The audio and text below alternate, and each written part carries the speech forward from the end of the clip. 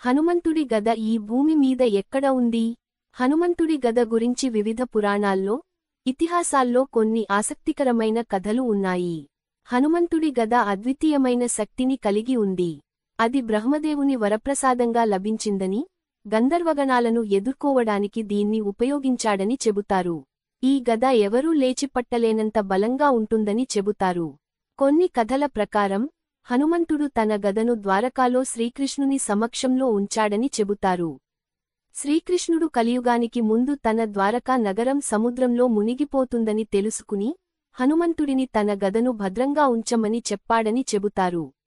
అందుకే, కొంతమంది భక్తులు ద్వారకా సముద్రగర్భంలో హనుమంతుడి గద ఉండొచ్చని విశ్వసిస్తారు. ఇంకొన్ని పురాణాల ప్రకారం, హనుమంతుడు తన గదను హిమాలయాల్లో ఒక రహస్య గుహలో ఉంచాడని చెబుతారు. హనుమంతుడు ఇప్పటికీ అక్కడ తపస్సు చేస్తున్నారని, కలియుగంలో భక్తుల రక్షణ కోసం తిరిగి వచ్చేవరకు తన గదను అక్కడే ఉంచాడని చెబుతారు. కొంతమంది భక్తులు, హనుమంతుడు తన గదను స్వర్గానికి తీసుకెళ్లాడని నమ్ముతారు. హనుమంతుడు చిరంజీవి అయినందున, తన గద కూడా దేవతల సమక్షంలో భద్రంగా ఉండొచ్చని చెబుతారు. ఇప్పటివరకు హనుమంతుడి గదను భౌతికంగా ఎవరూ కనుగొనలేదు. కాని భక్తుల విశ్వాసం ప్రకారం, ఇది ద్వారకా సముద్రంలో, హిమాలయాల్లో లేదా స్వర్గంలో ఎక్కడో ఉండొచ్చని నమ్ముతారు.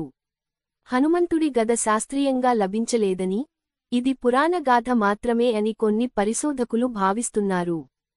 కాని, భక్తుల కోసం హనుమంతుడి గద భక్తి మరియు విశ్వాసానికి ఒక మహత్తర చిహ్నం.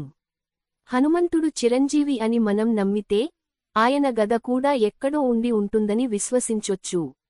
ఈ విషయానికి ఇంకా రహస్యంగానే ఉంది. భవిష్యత్తులో ఎవరైనా దీన్ని కనుగొనగలరా అని వేచి చూద్దాం.